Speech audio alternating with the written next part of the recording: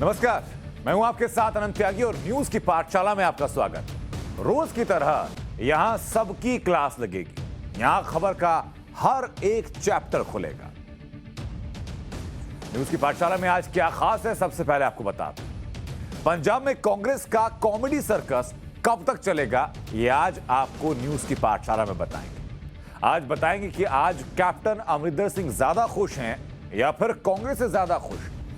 आपको बताएंगे पाठशाला में कि क्या कांग्रेस ने कैप्टन और सिद्धू दोनों से पिंड छुड़ा लिया।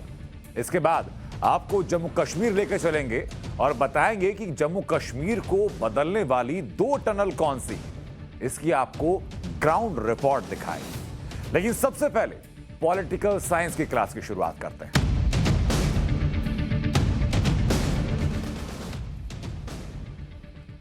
तो पॉलिटिकल साइंस की क्लास में पंजाब कांग्रेस का चैप्टर, क्योंकि पंजाब की पॉलिटिक्स में किसी वेब सीरीज की तरह नए नए ट्विस्ट आते जा रहे हैं और अब जो ट्विस्ट आया उसने सबसे ज्यादा हैरान किया। नवजोत सिंह सिद्धू ने पंजाब कांग्रेस के अध्यक्ष के पद से इस्तीफा देकर के सबको चौंका दिया। बहुत सारे लोगों के लिए यह समझना मुश्किल है कि आखिर सिद्धू इतने नाराज क्यों हो गए कि अचानक से पंजाब कांग्रेस अध्यक्ष पद से इस्तीफा दे दिया, अध्यक्ष पद की कुर्सी छोड़ दी, जबकि इसी कुर्सी के लिए वो अमरिंदर सिंह से लड़े थे। उन्हें कुर्सी मिले 73 दिन ही हुए थे। सिद्धू को यही कुर्सी दिलाने के चक्कर में कांग्रेस ने कैप्टन अमरिंदर सिंह को भी भाव नहीं दिया और आखिरकार अमरिंदर सिंह ने सीएम की कुर्सी छोड़ दी थी। लेकिन अब ना अमरिंदर सिंह सीएम रहे और ना ही सिद्धू पंजाब कांग्रेस के अध्यक्ष रहे। सिद्धू ने कांग्रेस अध्यक्ष सोनिया गांधी को अपना इस्तीफा भेजा। अपने इस्तीफे में सिद्धू ने 3 बड़ी बातें कही हैं। वो बड़ी बातें कौन सी हैं, सबसे पहले आपको बताते हैं ताकि आप उस इस्तीफे का मजमून समझ सकें, उस इस्तीफे का आधार समझ सकें। पहली बात है कि सिद्धू ने पहली बात कही कि समझौता करने से चरित्र में गिरावट आती है। ये बात सिद्धू ने कही और ये पहली ही लाइन है उनके इस्तीफे की, जबकि उन्होंने सुबह ऊपर लिखा कि वो किसको इस्तीफा दे रहे हैं और जैसी भाषा की शुरुआत होती है, उस लेटर की शुरुआत होती है, तो पहली लाइन यही होती है कि समझौता करने से इंसान के चरित्र में गिरावट आती है। दूसरी बात कही कि पंजाब की भलाई के एजेंडे पर वो समझौता नहीं करेंगे। दोनों बातों को मिलाकर समझिएगा कि एक तरफ सिद्धू कहते हैं कि पंजाब की भलाई के एजेंडे पर वो समझौता नहीं करेंगे, तो पहली लाइन में कहा कि समझौता करने से इंसान के चरित्र में गिरावट आती है। सवाल ये कि सिद्धू कौन से समझौते की बात कर रहे हैं और किससे समझौते की बात कर रहे हैं। सिद्धू ने तीसरी बात यह कही कि वो कांग्रेस की सेवा करते रहेंगे, यानी अध्यक्ष पद से इस्तीफा दिया है, कांग्रेस की सदस्यता से इस्तीफा नहीं दिया। यानी सिद्धू ने कांग्रेस हाईकमान के साथ बातचीत करने के जो रास्ते हैं वो रास्ते खुले रखे हैं ताकि आगे में संभावनाओं को इस बातचीत के जरिए तलाशा जा सके। हालांकि खबर यह कि कांग्रेस अध्यक्ष ने अभी सिद्धू का इस्तीफा स्वीकार नहीं किया। कांग्रेस हाईकमान ने इसे अभी स्टेट लेवल पर सुलझाने के लिए कहा है। सवाल है कि सिद्धू को अगर मनाया जाएगा तो फिर कैसे मनाया जाएगा। सिद्धू अगर मानेंगे तो कौन सी नई शर्तें सिद्धू लगाएंगे। और सवाल यह भी है कि क्या कांग्रेस हाईकमान सिद्धू को मनाने के मूड में है या नहीं है, क्योंकि चिट्ठी इस्तीफा हाईकमान को लिखा गया था और हाईकमान ने स्टेट कांग्रेस के ऊपर यह बात डाल दी कि पहले आप आपस में समझा लें। हाईकमान ने खुद कोई इनिशिएटिव नहीं लिया, खुद कोई शुरुआत नहीं। हालांकि फिलहाल तो यह लग रहा है कि जैसे पंजाब कांग्रेस में कॉमेडी सर्कस चल रहा होगा। ऐसा हम क्यों कह रहे हैं, इसके पीछे की वजह बताते हैं आपको। क्योंकि जब तक अमरिंदर सिंह सीएम रहे, सिद्धू उन्हें लगातार चैलेंज करते रहे।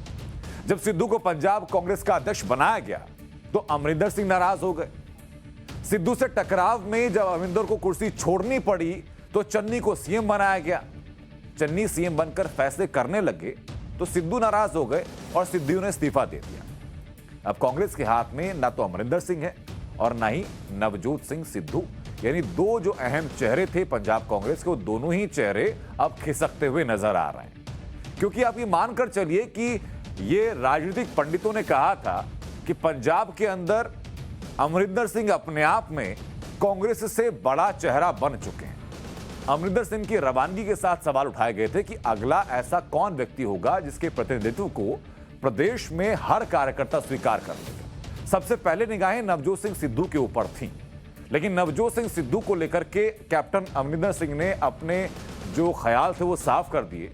खुद टाइम्स नाउ नवभारत के editor in chief Navika Kumar से बात करते हुए कैप्टन ने कहा था कि सिद्धू एक अनस्टेबल माइंड वाले व्यक्ति हैं, और वही ट्वीट उन्होंने किया जैसे ही नवजोत सिंह सिद्धू का वो रेजिग्नेशन लेटर सामने आता। कांग्रेस के इस कॉमेडी सर्कल पर अभी सब हंस रहे हैं। सिद्धू को पहले ही सब मिसगाइडेड मिसाइल बताते रहे, और अब सिद्धू के इस्तीफे से पंजाब में कांग्रेस के विरोधियों को एक बड़ा मौका मिल गया है। पहले सिद्धू ने कैप्टन अमरिंदर सिंह पर आरोप लगाया, उन्होंने पद से इस्तीफा दे दिया। अब अचानक सिद्धू ने भी पंजाब कांग्रेस के पद से इस्तीफा दे दिया। सत्ता की लालसा व लालच, सीएम के पद की भूख और हवस इस इस्तीफे के पीछे दिख रही है। एक ऐसी भाई अगर चीफ मिनिस्टर बनता है तो पहले दिन ही ट्वीट करवाते हैं कि अगला चुनाव इनके नेतृत्व में लड़ा जाएगा। अभी तक स्पष्टीकरण नहीं आया। तो केयर टेकर चीफ मिनिस्टर है क्या? क्या उनके ऊपर कोई और सीएम है क्या? 2-3 महीने पहले मैं एक बयान दिता सी कि मिस ਜਿਹੜਾ ਨਵਜੋਤ ਸਿੱਧੂ ਆ ਮਿਸਗਾਈਡਡ ਮਿਸਾਈਲ ਹੈ। ਇਹਦਾ ਪਤਾ ਨਹੀਂ ਕਿਹਦੇ ਤੇ ਡਿੱਗੂਗਾ ਤੇ ਕਿਹਨੂੰ ਮਾਰੂਗਾ। ਜਦੋਂ ਪ੍ਰਧਾਨ ਬਣਾਇਆ ਸਭ ਤੋਂ ਪਹਿਲੇ ਕੈਪਟਨ ਤੇ ਡਿੱਗਿਆ, ਕੈਪਟਨ ਨੂੰ ਤਬਾਹ ਕੀਤਾ, ਤੇ ਹੁਣ ਕਾਂਗਰਸ ਆਪਣੀ ਪਾਰਟੀ ਜਿਹਨੇ ਇਹਨੂੰ ਪ੍ਰਧਾਨ ਬਣਾਇਆ ਸੀ ਕਾਂਗਰਸ ਪਾਰਟੀ ਤੇ ਡਿੱਗ ਪਿਆ। ਹੁਣ ਕਾਂਗਰਸ ਦਾ ਸਫਾਇਆ ਕਰਤਾ ਨੇ। हालांकि ये बात भी साफ है कि सिद्धू ने इस्तीफे का फैसला एक दिन में नहीं किया। इसकी बड़ी वजह है, जब से चरणजीत सिंह चन्नी ने सीएम पद की शपथ ली, फिर हाईकमान की गाइडेंस में अपनी कैबिनेट बनाई और पंजाब सरकार में नई नियुक्तियां की, तब से सिद्धू की नाराजगी का काउंटडाउन शुरू हो गया था, जो उनके इस्तीफे पर जाकर के अब खत्म हुआ। सिद्धू के इस्तीफे की 5 बड़ी वजह आपको बताते हैं ताकि आप जान सकें कि पंजाब की राजनीति में इतने वक्त में क्या हुआ और आखिरकार क्या ऐसी घटनाएं घटी हैं जिसकी वजह से सिद्धू को इस्तीफा देना पड़ गया। पहली वजह है, चन्नी कैबिनेट में मंत्रियों के नाम तय करने और नियुक्तियों में सिद्धू की सलाह नहीं ली गई। दूसरी बड़ी वजह, चन्नी कैबिनेट में कैप्टन की करीबी अरुणा चौधरी की कुर्सी बची रही, चन्नी ने उनकी पैरवी की। यह दूसरी बड़ी वजह। तीसरी बड़ी वजह रही कि चन्नी कैबिनेट में राणा गुरजीत की एंट्री से सब हैरान रह गए थे, क्योंकि राणा गुरजीत कैप्टन के बेहद खास समझे जाते हैं और यही बात शायद नवजोत सिंह सिद्धू को चुभी। चौथी बड़ी वजह रही डीजीपी और एजी की जो नियुक्तियां की गई वो विवादित नियुक्तियां की गई। इकबालप्रीत सिंह सहोता को कार्यवाहक डीजीपी बनाया गया। और पांचवी बड़ी वजह रही बेअदबी के मामलों में पंजाब सरकार के खिलाफ पैरवी कर रहे अमरप्रीत सिंह दियोल को ही नया एडवोकेट जनरल बना दिया गया। ये 5 ऐसी बड़ी वजह आप समझ सकते हैं जो मौजूदा दौर में एक बड़ा कारण है नवजोत सिंह सिद्धू के इस्तीफे को लेकर के। लेकिन आज जब मुख्यमंत्री चरणजीत सिंह ने सिद्धू के इस्तीफे के बारे में पूछा गया तो उन्होंने कहा कि उन्हें कोई जानकारी नहीं, जबकि 3 बजे के आसपास ये खबर आ चुकी थी कि नवजोत सिंह सिद्धू ने इस्तीफा दे दिया और उसके 1.5 घंटे बाद लगभग चरणजीत सिंह चन्नी की ये प्रेस कॉन्फ्रेंस हुई। उन्होंने कहा कि मुझे जानकारी नहीं है और उन्होंने ये भी कहा कि मुझे सिद्धू पर पूरा भरोसा है। पहले सुनवा देते हैं आपको। ਮੈਨੂੰ ਅਜੇ ਇਹਦੀ ਕੋਈ ਇਨਫੋਰਮੇਸ਼ਨ ਨਹੀਂ ਆਈ। ਲੈਟ ਮੀ ਸੀ ਸਰਕਾਰ ਦੇ ਕੰਮਾਂ ਤੋਂ ਕੁਝ ਨਜ਼ਰ ਨਹੀਂ ਆ ਰਿਹਾ ਕਿ ਜਿਹੜੇ ਸਰਕਾਰ ਦੇ ਕੰਮ ਹੋ ਰਹੇ ਉਸ ਦੀ ਇੰਟਰਫੇਰੈਂਸ ਹੋ ਰਹੀ ਹੈ ਤੇ ਫਿਰ ਰਿਜ਼ਾਈਨ ਕਰ ਰਹੇ। ਲੈਟ ਅਸ ਸੀ, ਮੈਨੂੰ ਅਜੇ ਪਤਾ ਨਹੀਂ ਹੈ ਉਹਨਾਂ ਨੇ ਕਿਹਾ ਮੀਡੀਆ ਨਾਲ ਗੱਲ ਕਰਦੇ ਹੋਏ ਉਹਨਾਂ ਨੇ ਕਿਹਾ ਕਿ ਐਡਵੋਕੇਟ ਜਨਰਲ ਵਾਲੀ ਜਿਹੜੀ ਅਪਾਇੰਟਮੈਂਟ ਹੈ ਉਹ ਵੀ ਗਲਤ ਹੋਈ ਹੈ ਤੇ ਰੰਧਾਵਾ ਜਿਹੜਾ ਹੋਮ ਡਿਪਾਰਟਮੈਂਟ ਦਿੱਤਾ ਗਿਆ ਉਹ ਵੀ ਜਿਹੜਾ ਉਹਨਾਂ ਦੀ ਇੱਛਾ ਦੇ ਮੁਤਾਬਿਕ ਇਹ ਅਸੀਂ ਸਿੱਧੂ ਸਾਹਿਬ ਨਾਲ ਬੈਠ ਕੇ ਗੱਲ ਕਰ ਲਾਂਗੇ। ਸਾਡੇ ਆਨਰੇਬਲ प्रेजिडेंट है, अच्छे लीडर है, ऐसी उन्होंने चौहान नाल प्रधान बनाया, कोई ऐसी गल नहीं है। देखो सिद्धू साहब पर मैनू पूरा कॉन्फिडेंस है, पूरा विश्वास है। इसका मतलब ये है। हालांकि अमरिंदर सिंह के इस्तीफे के बाद पंजाब कांग्रेस बेहद खुश थी, लेकिन ये खुशी 4 दिन की चांदनी साबित हो गई। नवजोत सिंह सिद्धू ने नाराजगी के बाद इस्तीफा दे दिया। सिद्धू के इस्तीफे के बाद सिद्धू कैंप के नेता भी किनारे होने लगे। कौन कौन से वो नेता रहे उनके चेहरे भी आपको दिखा देते हैं। चन्नी कैबिनेट से परगट सिंह ने इस्तीफा दे दिया, जो शिक्षा मंत्री का दारोमदार संभाल रहे थे परगट सिंह। हालांकि इनकी नियुक्ति को लेकर भी काफी हंगामा उस वक्त देखने के लिए मिला था, वो शिक्षा मंत्री थे। चन्नी कैबिनेट से ही रजिया सुल्ताना ने इस्तीफा दिया, जो कि ट्रांसपोर्ट मंत्री थी। इससे पहले 2 बार उसी सीट से विधायकी जीत चुकी हैं, बड़े अंतर से जीत चुकी हैं। 2017 में जब पहली बार मंत्री बनी थी, कहा गया था कि पहली दफा किसी मुस्लिम महिला को मंत्री बनाया गया, रज़िया सुल्ताना के बारे में कहा गया था। तीसरा नाम आता है योगेंद्र ढींगरा का। योगेंद्र ढींगरा जो कि पंजाब कांग्रेस के महासचिव का दारोमदार संभाल रहे थे। और ये सभी लोग ऐसे हैं, वो है जो कि नवजोत सिंह सिद्धू के बेहद करीबी समझे जाते हैं, उनकी टीम के मेंबर समझे जाते हैं। अगला इस्तीफा जो हुआ वो गुलजार इंदर चहल ने इस्तीफा दिया। वो पंजाब कांग्रेस के कोषाध्यक्ष थे, उनकी तस्वीर भी आपको हम दिखा रहे हैं, गुलजार इंदर चहल की। इसके अलावा एक और 5वां इस्तीफा भी हो चुका है, वो इस्तीफा हुआ है गौतम सेठ का। गौतम सेठ पंजाब कांग्रेस के महासचिव, यानी जैसे ही नवजोत सिंह सिद्धू ने अध्यक्ष पद से इस्तीफा दिया, उसके बाद तो जैसे एक दौर शुरू हो गया था पंजाब कांग्रेस से इस्तीफों का। न सिर्फ पार्टी से इस्तीफे हुए बल्कि कैबिनेट से भी इस्तीफे होने शुरू हो चुके थे। सिद्धू कैंप से मंत्री रज़िया सुल्ताना ने भी चन्नी कैबिनेट से इस्तीफा दिया। रज़िया सुल्ताना 3 बार के विधायक हैं। उनके पति मोहम्मद मुस्तफा नवजोत सिंह सिद्धू के सलाहकार हैं। रज़िया सुल्ताना ने कहा कि सिद्धू उसूलों वाले इंसान हैं और कुछ ऐसे फैसले लिए गए जिससे सिद्धू को बहुत ठेस पहुंची है।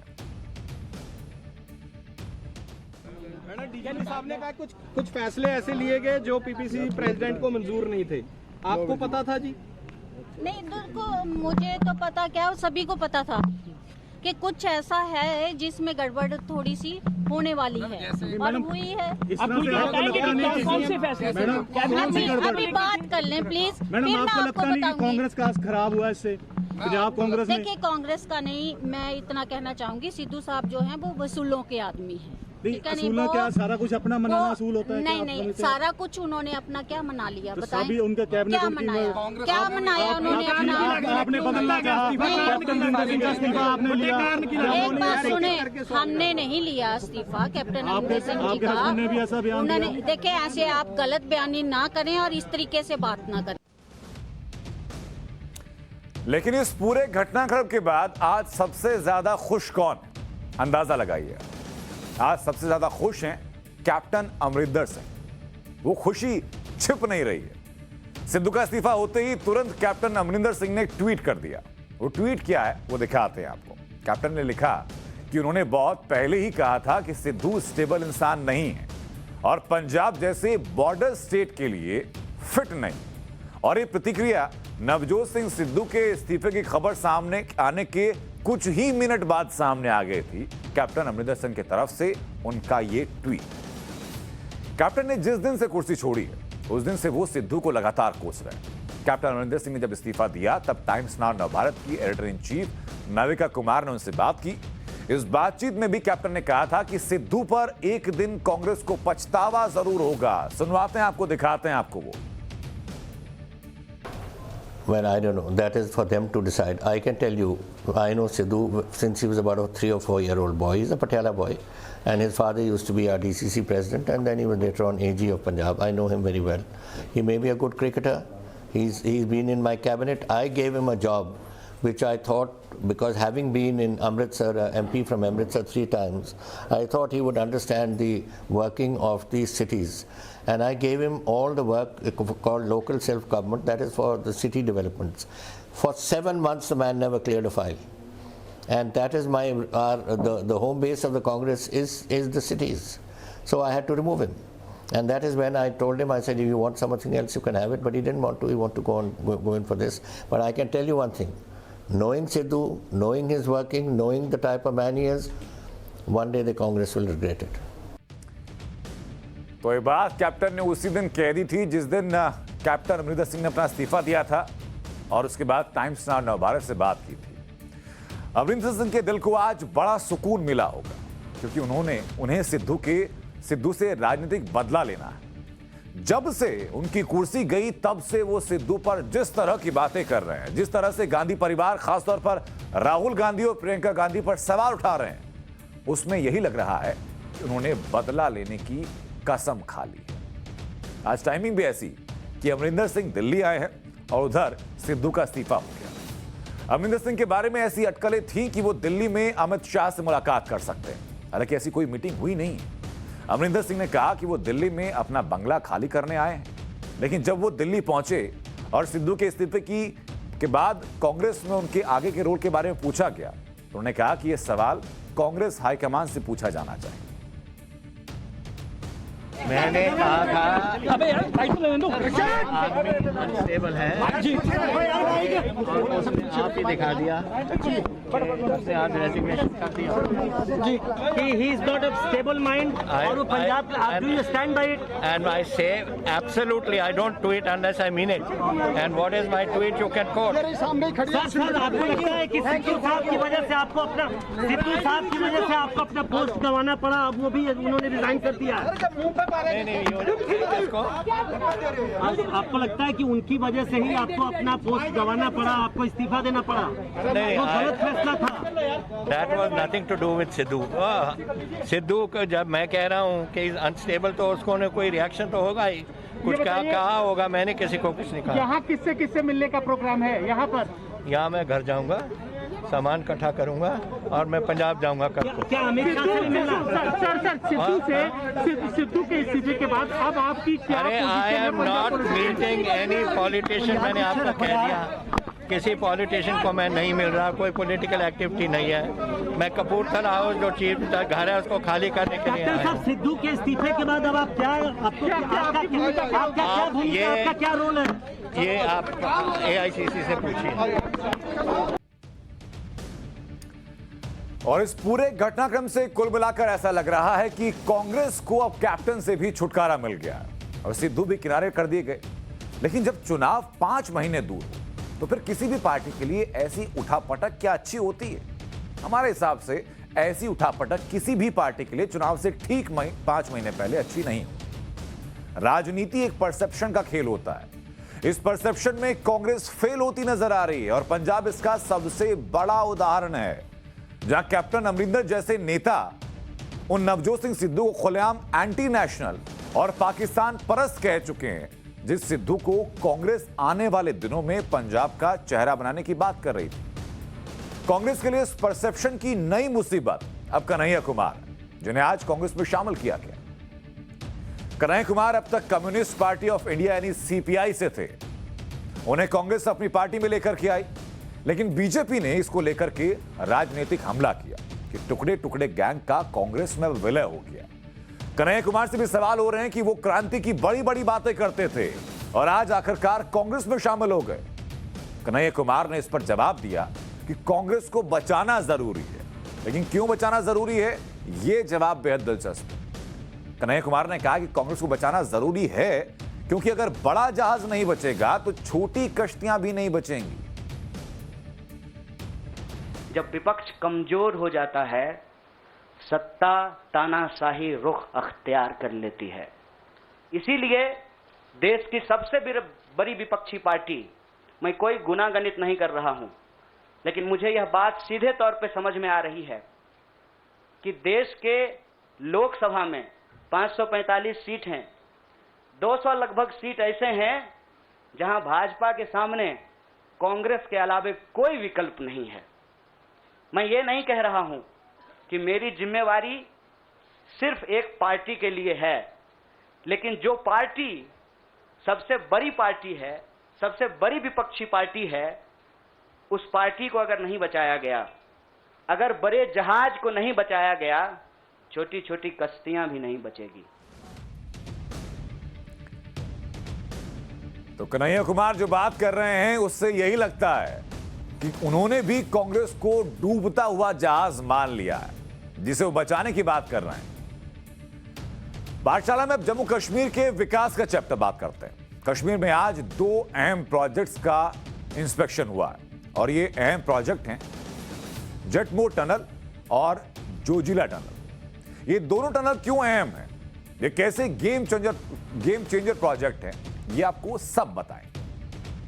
आज इन दोनों टनल्स के इंस्पेक्शन के लिए परिवहन मंत्री नितिन गडकरी और परिवहन राज्य मंत्री VK सिंह पहुंचे थे। दोनों मंत्रियों ने दोनों टनल के निर्माण में तेजी से हो रहे काम को देखा, अधिकारियों से स्टेटस रिपोर्ट ली। जोजिला टनल की डेडलाइन 2026 की है और जेडमोर टनल की डेडलाइन दिसंबर 2023 की है, लेकिन ये 1 साल पहले ही बनकर तैयार हो जाएंगे। सबसे पहले आपको जेडमोर टनल के बारे में बताते हैं। इसमें एस्केप टनल बनकर तैयार हो चुकी है। जो नवंबर तक आंशिक तौर पर लोगों के लिए खोल भी दी जाएगी। ये जेड मोल टनल 6.5 किलोमीटर लंबी है। ये 2300 करोड़ रुपए की लागत से बन रही है। ये टनल कश्मीर में गांदरबल के पास गगनमीर में ये बनकर तैयार हो रही है। इसकी लागत कितनी है? इसकी लागत है 2300 करोड़ रुपए की। ये श्रीनगर से सोनमर्ग को जोड़ेगी और सुरंग में आने जाने के लिए 2 अलग अलग रास्ते बन रहे हैं। यानी एक रास्ता आपको सुरंग में घुसने के लिए, एक रास्ता सुरंग से निकलने के लिए। आने जाने के लिए अलग अलग रास्ते बनाए जा रहे हैं। अब इससे फायदा क्या होगा ये समझना जरूरी है ताकि आप इस सुरंग की महत्ता को समझ सकें। ये सुरंग कितनी अहम है ये समझना बहुत जरूरी है। अभी तक सर्दियों में 6 महीने सोनमर्ग जाने का रास्ता बंद रहता है। सुरंग बनने से पूरे साल सोनमर्ग का रास्ता खुला रहेगा। पूरे साल श्रीनगर से सोनमर्ग का रास्ता कनेक्ट रहेगा। यहां पर पूरे साल हर चीज की सप्लाई बनी रहेगी। यानी कि अब तक जो ये देखा जाता था कि सोनमर्ग और जो सुदूर इलाके हैं जहां पर सर्दियों में इतनी बर्फ पड़ती है कि वहां जाना संभव नहीं हो पाता, वहां तक सप्लाई रेगुलर पहुंचाना संभव नहीं हो पाता, वहां 6 महीने तक जो सप्लाई बंद रहती थी, वहां के बाशिंदे क्या करते होंगे? आप अंदाजा लगाइए कि उनका जीवन उन 6 महीने कितना मुश्किल रहता होगा। इस टनल के बनने के बाद वो 6 महीने सप्लाई बंद रहने की बाध्यता खत्म हो जाएगी। श्रीनगर से सीधा सोनमर्ग का रास्ता 12 महीने 24 घंटे सुचारू रूप से चलता हुआ रहेगा। रसद की किसी भी चीज की जब भी जरूरत होगी उससे पहले उसको पहुंचाया जा सकेगा। गांदरबल के गगनमीर से सोनमर्ग जाने में 3 से अमूमन 4 घंटे लगते हैं। अब सिर्फ 15 से 20 मिनट लगेंगे। अंदाजा लगाइए कि लगभग 10 गुना ज्यादा स्पीड से आप पहुंच पाएंगे, 10 गुना कम लगभग समय लगेगा। कनेक्टिविटी होने से पर्यटन का कारोबार ठप नहीं होगा। अभी तक सर्दियों में होता क्या था कि सर्दियों में सोनमर्ग से लोग श्रीनगर शिफ्ट हो जाते थे, लेकिन अब सोनमर्ग के लोगों को सर्दियों में पलायन नहीं करना होगा। और पलायन की बड़ी वजह यही थी कि 6 महीने तक वहां पर कोई सप्लाई नहीं हो पाती। जेड मोल टनल अंदर से कैसी है अब ये आपको बताते हैं। टनल कितनी तैयार हो चुकी है ये भी आपको बताते हैं और सीधे ले चलते हैं आपको हमारे सहयोगी गौरव श्रीवास्तव के पास, जो कि ग्राउंड जीरो से आपको एक रिपोर्ट दिखाएंगे। जेड मोल टनल के अंदर हैं और आप देखें तो ये 6.5 किलोमीटर बाई डायरेक्शनल जो टनल है उसकी टनलिंग का काम पूरा हो चुका है। यानी कि जो पहाड़ को खोद कर वहाँ पर विस्फोट करके जो टनलिंग की जाती है वो पूरी हो चुकी है और एक पूरा स्ट्रक्चर जो है वो तैयार है। अब इसकी फिनिशिंग का काम हो रहा है। सबसे महत्वपूर्ण होगा यहाँ पर अंदर अप्रोच रोड बनाना, लाइटिंग का काम करना सबसे महत्वपूर्ण है, क्योंकि जिस सीजन में यहाँ पर बर्फबारी और बर्फीले तूफान होते हैं वहाँ पर पूरा तरह से अंधेरा छा जाता है, बाकी रोड बंद होती हैं और 2022 जुलाई तक इस टनल को पूरी तरह से शुरू हो जाने की उम्मीद की जा रही है। मेरे साथ संदीप गुप्ता हैं जो इस वक्त यहाँ पर इलेक्ट्रिकल के जो जुड़े हुए काम देख रहे हैं। संदीप जी, टनल में अभी सबसे महत्वपूर्ण चीजें क्या बची हैं करने को? सर अब ये जो थ्रू है टनल का, अपने 6.5 किलोमीटर टनल है, 0 पॉइंट से कूलन से स्टार्ट है और जो अभी थ्रू था हमारा कंप्लीट हो चुका है। बाकी फिनिशिंग का काम बचा है जो 1-1.5 साल के अंदर ये कंप्लीट हो जाएगा। 6.5 किलोमीटर लंबी टनल है और जिस तरह का सीजन होता है ऑक्सीजन की कमी भी यहाँ पर इतनी हाइट पर हो जाती है, तो यहाँ पर इसके लिए एग्जॉस्ट फैन भी जो है, वेंटिलेशन की पूरी प्रक्रिया और साथ साथ लाइटिंग इस तरह से की जाएगी क्योंकि बंद जगह है, टनल है पूरी, तो जो गाड़ियाँ गुजरेंगी वो लाइटें जो है वो आंखों पर रिफ्लेक्शन ना पैदा करें, उसका भी इंतजाम जो है किया जा रहा है। और माना यह जा रहा है कि 2022 की जो ठंड होगी उस दौरान जो है लोग जो हैं श्रीनगर से सोनमर्ग और सोनमर्ग से श्रीनगर ठंड के दिनों में भी आवाजाही कर सकेंगे। वीडियो जर्नलिस्ट मोहन सिंह के साथ मैं गौरव श्रीवास्तव, टाइम्स नाउ भारत, सोनमर्ग घाटी। तो मेरे सहयोगी गौरव श्रीवास्तव की रिपोर्ट आपने देखी ग्राउंड जीरो से। जेड मोल टनल के बारे में परिवहन मंत्री नितिन गडकरी ने क्या कुछ कहा, आपको यह भी दिखाते हैं। कश्मीर का जीवन बदल जाएगा। ये 6-6 महीने कट हुए जी, ना गैस मिलता है ना पेट्रोल मिलता है और सब्जियां भी स्टोर करनी पड़ती है। उनका जीवन आप ही इमेजिन करो लद्दाख लेह में क्या स्थिति होगी। तो ये बहुत ही अच्छा काम हमारी सरकार में मोदी जी के नेतृत्व में हमें करने का अवसर मिला। तो अब तक आपको हम लोगों ने तस्वीरें दिखाई कि आम लोगों के जनजीवन पर क्या प्रभाव पड़ेगा, जो टूरिस्ट जाएंगे घूमने के लिए उनके लिए कितनी आसानी होगी, जो लोग वहां पर रहते थे और 6 महीने के लिए विस्थापित उनको होना पड़ता था श्रीनगर में, उनके जीवन में कितनी आसानी आने वाली है। लेकिन अब आपको बताते हैं कि जेड मोल टनल सामरिक तौर पर क्यों अहम है। सेना की सप्लाई में चूंकि अब कोई रुकावट नहीं आएगी। ये टनल एक बहुत बड़े प्रोजेक्ट का हिस्सा है। आपको मैप के जरिए हम दिखाते हैं। देखिए, ये जोजिला टनल है जिसके बारे में बात हो रही है, और ये जेड मोल टनल है। श्रीनगर की तरफ ये रास्ता जाता है और ये लेह लद्दाख की तरफ रास्ता जाता है। यहां पर ये जोजिला टनल है। दोनों टनल का आपको रास्ता बता दें कि कौन सी टनल कहां से कहां को जोड़ती है और कितना आसान होने वाला है आम लोगों का रास्ता, ये आपको बताया गया। अब देखिए, ये जो रास्ता जाता है श्रीनगर की तरफ जाता है, जेड मोल टनल में आप एंटर होंगे। ये रास्ता लेह लद्दाख की तरफ जाता है, उसके बाद आप जोजिला टनल में एंटर होंगे, उसके बाद आप वहां से आगे जा सकेंगे। अब इसका सामरिक महत्व क्या है आपको बताते हैं। श्रीनगर से सोनमर्ग को जोड़ने के लिए 6.5 किलोमीटर की जेड मोल टनल है। सोनमर्ग से आगे 13.5 किलोमीटर लंबी जोजिला टनल बन रही है। जेड मोल टनल और इसके आगे जोजिला टनल के जरिए श्रीनगर से कारगिल, लेह लद्दाख तक all time all weather connectivity रहेगी। यानी 24 घंटे में से 12 महीने आप कभी भी आ जा सकते हैं। मौसम कैसा है, स्थिति कितनी प्रतिकूल है वहां पर, इसका कोई फर्क नहीं आपको पड़ेगा। आपको सबसे पहले स्पेसिफिकली बताते हैं जोजिला टनल के बारे में, आपको दिखाते हैं ये टनल जो है। जोजिला टनल बनने से क्या होगा, अभी क्या होता रहा, पहले बताते हैं आपको कि जोजिला टनल के पास सर्दियों के आसपास आने के बाद ये जोजिला पास बंद हो जाता है। टनल अगर बन जाता है उसके बाद जोजिला पास का विकल्प रहता है वहां जाने के लिए। ये सबसे अहम बात है। जोजिला जो टनल है ये लगभग 13.5 किलोमीटर का बन रहा है। जो टारगेट जो रखा गया बनाने के लिए वो 2026 तक रखा गया, और इसका जो बजट है वो 4600 करोड़ रुपए है। ये कहां बन रही है? ये टनल समुद्री स्तर से 11,000 फीट की ऊंचाई पर बन रही है। टनल एशिया की सबसे लंबी टनल बनने वाली है, और सबसे अहम बात कि ये बाई डायरेक्शनल है, यानी आने और जाने के लिए यहां पर अलग अलग रूट्स आपको मिलेंगी। अभी क्या होता रहा है, बर्फबारी से श्रीनगर और लेह के जो रास्ते होते हैं वो बंद हो जाएंगे, लेकिन जैसे ये टनल तैयार होगी उसके बाद पूरे साल आसानी से मूवमेंट जारी रह सकेगी। ये सबसे खास बात है इसकी। आपको ट्रांसपोर्टेशन के लिए आपको रसद पहुंचानी है, कोई सप्लाई पहुंचानी है अगर, तो इसमें कोई अड़चन नहीं आने वाली। मौसम की स्थिति कितनी भी प्रतिकूल हो, ये टनल सामने रहेगी तो आप हर परिस्थिति से पार पा सकेंगे। इसे जोजिला पास के करीब 3000 मीटर की ऊंचाई पर बनाया जा रहा है। जोजिला टनल जोजिला पास का विकल्प बनेगी। जोजिला पास सर्दियों में बंद हो जाता है, आप हर साल कारगिल, श्रीनगर और लेह के रास्ते में बर्फबारी से कनेक्टिविटी बंद हो जाती है। इससे कश्मीर और लद्दाख के बीच सेना की जो मूवमेंट होती है वो मूवमेंट तक रुक जाती है। लेकिन जब ये टनल बन जाएगी उसके बाद ऐसा कोई वाकया सामने नहीं आएगा कि मूवमेंट वहां पर जरा भी बाधित हो पाए।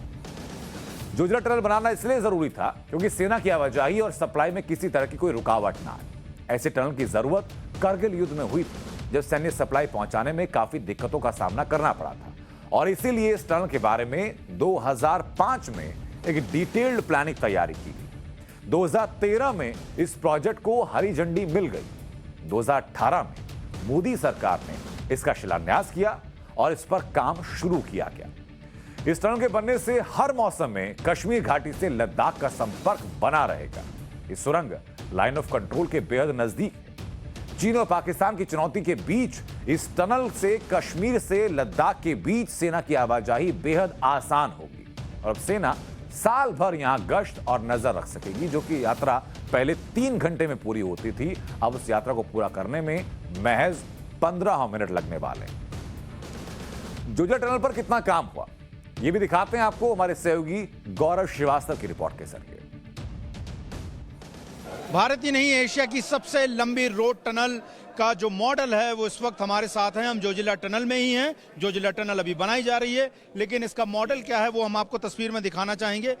मेरे वीडियो जर्नलिस्ट आपको वहां से स्टार्टिंग पॉइंट दिखाएंगे। जिस जोजिला घाटी के पास हम हैं, जोजिला पास के पास, यहाँ से ये स्टार्टिंग पॉइंट है जोजिला दर्रे का, जोजिला टनल का। और ये एक ट्यूब टनल है और बाई डायरेक्शनल टनल होगी। और ये टनल यहाँ से गुजरते हुए देखिए, अगर आप यहाँ पर, तो यहाँ से गुजरते हुए ये देखिए, ये जोजिला पास यहाँ पर दिखाया गया है।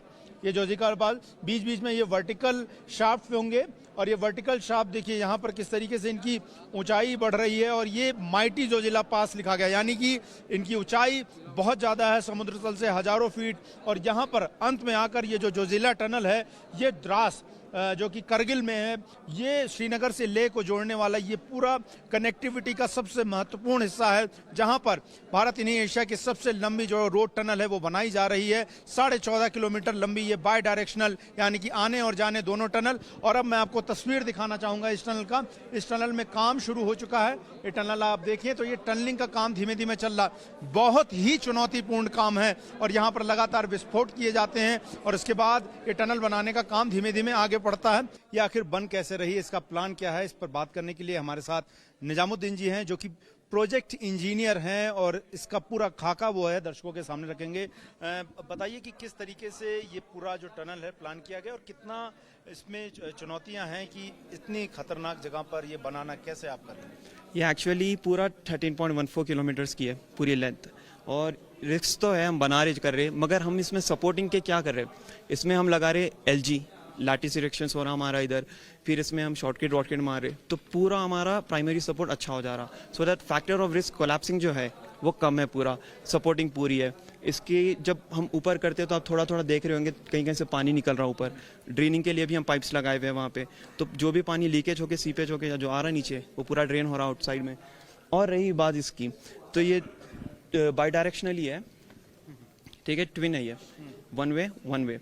और यहाँ पे ऐसा है, यहाँ का मौसम तो आपको पता है कश्मीर का कि यहाँ पे 6 से 7 महीने तक तो 10-12 फीट की बर्फ़ होती, तो इसीलिए तो ये प्रोजेक्ट का नाम है all weather connectivity road.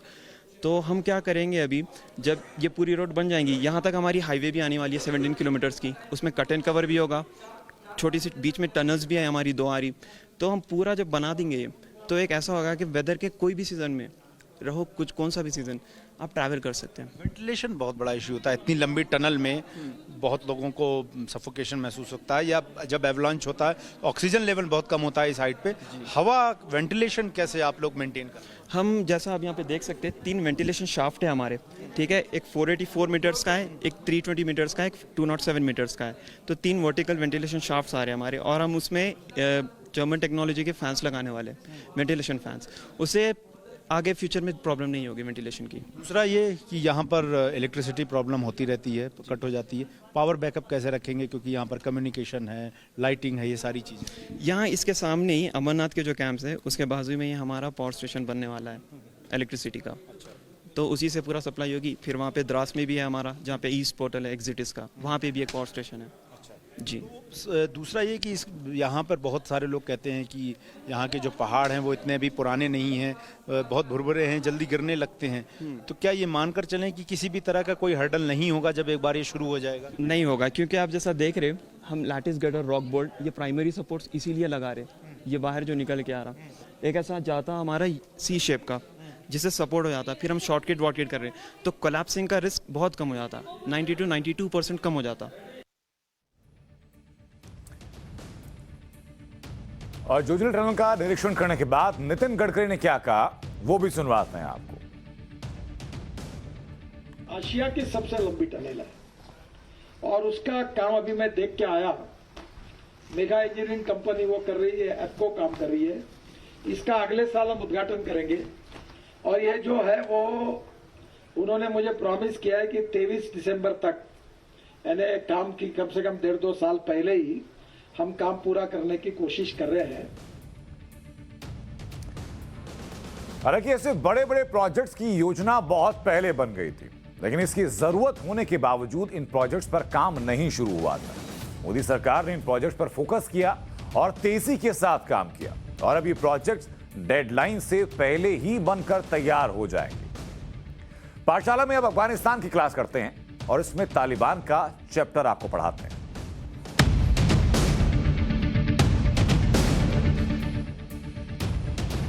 Taliban भले ही बदलने के दावे करता हो, लेकिन उसके तौर तरीके वही पुराने।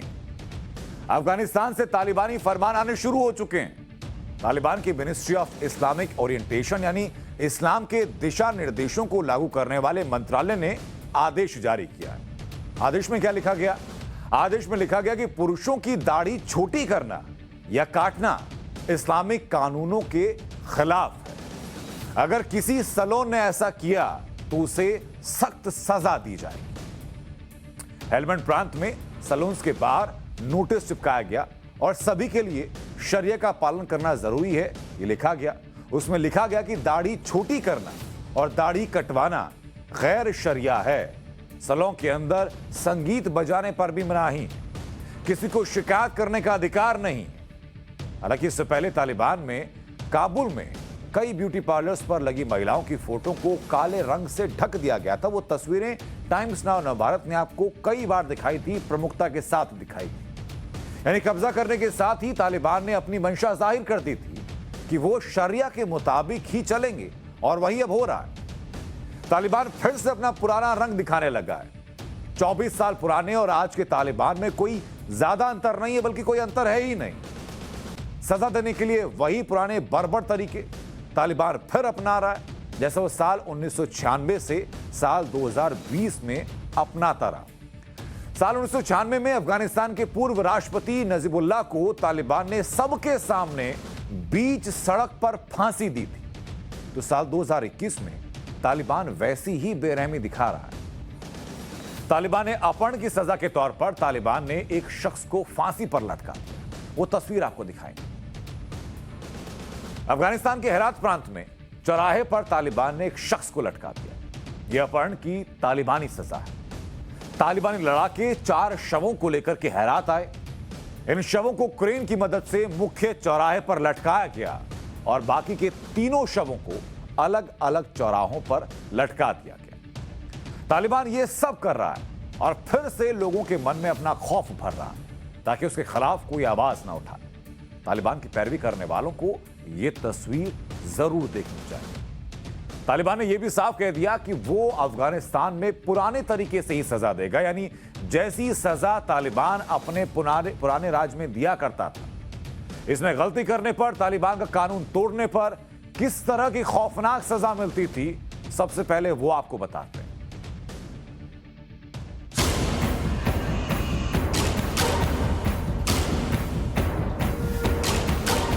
तालिबान न बदला है न बदलेगा। जो पुराने राज में होता था वही इस बार भी होगा। वही तालिबानी स्टाइल की सजा, वही खौफनाक दौर जो 1996 से 2001 तक चला था। वही क्रूरता फिर से तालिबानी दिखाने वाले हैं। किसी पर चोरी का शक हुआ तो तालिबानी उसका एक हाथ काट देते थे। किसी पर लूट का शक हुआ तो उस एक हाथ के साथ एक पैर भी काट देते थे। किसी पर हत्या का शक हुआ तो पीड़ित परिवार से ही गोली मरवा देते थे। बिना शादी किसी से संबंध रखने पर सबके सामने 100 कोड़े मारे जाते थे। शादी के बाद महिला के किसी से संबंध होने पर पत्थर मारकर जान ली जाती थी। कानून तोड़ने पर कोड़े लगाते थे, पत्थर मारकर जान लेते थे, अंग भंग कर देते थे। तालिबानी यही सब फिर अफगानिस्तान में करेंगे। तालिबान के एक मंत्री ने यह साफ कह दिया है। इस मंत्री का नाम मुल्ला नूरुद्दीन तुराबी है, जिसे तालिबान ने अफगानिस्तान की जेलों का जिम्मा सौंपा है। मुल्ला नूरुद्दीन तुराबी ने कहा है कि गलती करने वालों को पुराने तरीके से ही सजा मिलेगी, फिर चाहे वो महिलाओं को पत्थर मारना हो या फिर चोरी करने पर हाथ काट देना हो। हाथ और गला काटना लोगों में डर बनाने के लिए बहुत जरूरी है। ऐसी ही सजा से पुराने राज में अफगानिस्तान को सुरक्षित करने में मदद मिली थी। ये वही मुल्ला नूरुद्दीन तुराबी है जो तालिबान के पुराने राज में खौफनाक सजा के कानून को लागू करने वाला अहम किरदार था।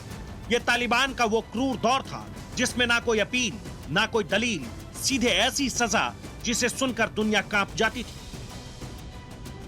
कानून तोड़ने वालों को तालिबानी सरेआम सजा देते थे। सरेआम सजा भी स्कूल, चौराहे, स्टेडियम में दी जाती थी। भीड़ बुलाई जाती थी, भीड़ से तालियां बजवाई जाती थी। आरोपी को फांसी देकर स्कूल, चौराहों में लटका देते थे। स्टेडियम में सिर कलम किए जाते थे, इवेंट बनाया जाता था। सोचिए, ऐसे क्रूर तालिबान के लिए पाकिस्तान जोर लगा रहा है। ऐसे क्रूर तालिबान पर पाकिस्तान के पीएम इमरान खान दुनिया से भरोसा करने को कह रहे हैं। ऐसे तालिबान के लिए इमरान खान यूएन के मंच से कह रहे थे कि वो मानव अधिकारों की रक्षा करेंगे। What have the Taliban promised? They will respect human rights. They will have an inclusive government. They will not allow this soil to be used by terrorists. And they have given amnesty. Now, if the world community incentivizes them, encourages them to walk this talk, it will be a win-win situation for everyone. Imran Khan Taliban के guarantor बने, तालिबान के बदल जाने के दावे कर रहे हैं, लेकिन खुद तालिबानी ये बता रहे हैं कि वो बिल्कुल नहीं बदले। वो आज भी वही हैं जो 20-22 साल पहले थे और आज भी तालिबानियों की सोच इधर से उधर नहीं हुई है। तालिबान के जिस जेल मंत्री मुल्ला नूरुद्दीन तुराबी ने उसने ये भी कहा है कि अफगानिस्तान में अब तालिबान की हुकूमत है और तालिबानी कैसे सजा दें इस पर दुनिया को बताने की जरूरत नहीं है, क्योंकि वो दूसरों के कानून के बारे में कुछ नहीं कहते। वो इस्लाम और कुरान के हिसाब से ही कानून बनाएंगे और शरिया के हिसाब से सजा देंगे। तालिबान के इस मंत्री ने सिर्फ एक नई बात कही है और वो बात ये कि अब तालिबान स्टेडियम या किसी सार्वजनिक जगह पर किसी कैदी या आरोपी को फांसी नहीं देगा, जबकि पहले इन्हें सरेआम फांसी देकर सार्वजनिक जगह पर लटका दिया जाता था। तालिबान ने कहा है कि वो गलती करने वालों का अंग भंग करना फिर से शुरू करेगा, लेकिन इसे सार्वजनिक तौर पर नहीं किया जाएगा। Bureau report, times now Navbharat. और न्यूज की पाठशाला में रुकेंगे ब्रेक के लिए। ब्रेक के उस पार होगी हेल्थ की class.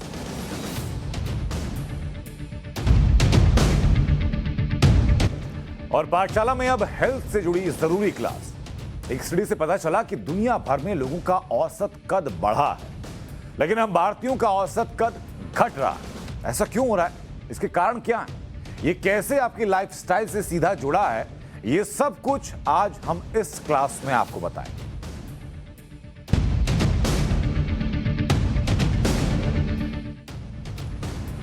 Science journal public library of science यानी PLOS ONE ने हाइट पर एक स्टडी की। इसमें जो बातें पता चली वो आपको बताते हैं।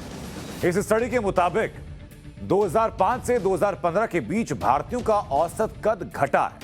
भारतीय पुरुषों की औसत हाइट 1.1 सेंटीमीटर कम हुई।